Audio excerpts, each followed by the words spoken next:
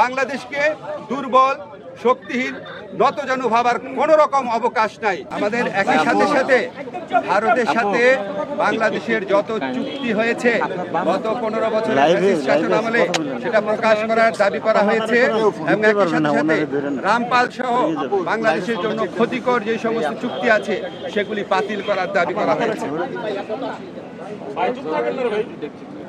বাংলাদেশের প্রতি ভারতের যে অর্থনৈতিক নিপীড়ন, যে সাংস্কৃতিক আধিপত্য প্রতিষ্ঠার চেষ্টা, অভ্যন্তরীণ ব্যাপারে নাক গলানোর চেষ্টা, সেটার নিন্দা জানানো হয়েছে এবং ভারতকে বাংলাদেশের প্রতি মর্যাদাশীল আচরণ করার, সৎ প্রতিবেশী সুলভ আচরণ করার আহ্বান জানানো হয়েছে।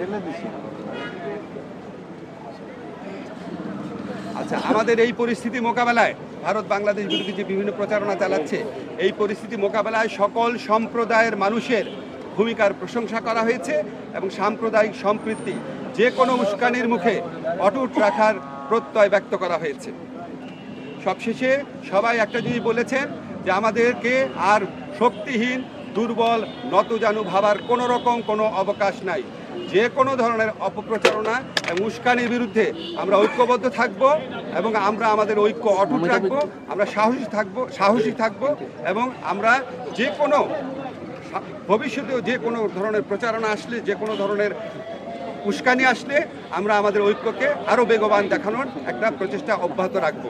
একই সাথে সাথে আমাদেরকে বলা হয়েছে, এটা প্রস্তাব আকারে আসছে যে আমরা যে গোটা জাতি এই যে ভারতের অপপ্রচারণার বিরুদ্ধে ঐক্যবদ্ধ রয়েছি, এই জন্য আমরা সবাই মিলে একটা সমাবেশ করতে পারি কিনা, সবাই মিলে একটা পলিটিক্যাল কাউন্সিল করতে পারি কিনা, এমনকি নিরাপত্তা কাউন্সিল করতে পারি কিনা, এই ধরনের প্রস্তাব আনা হয়েছে।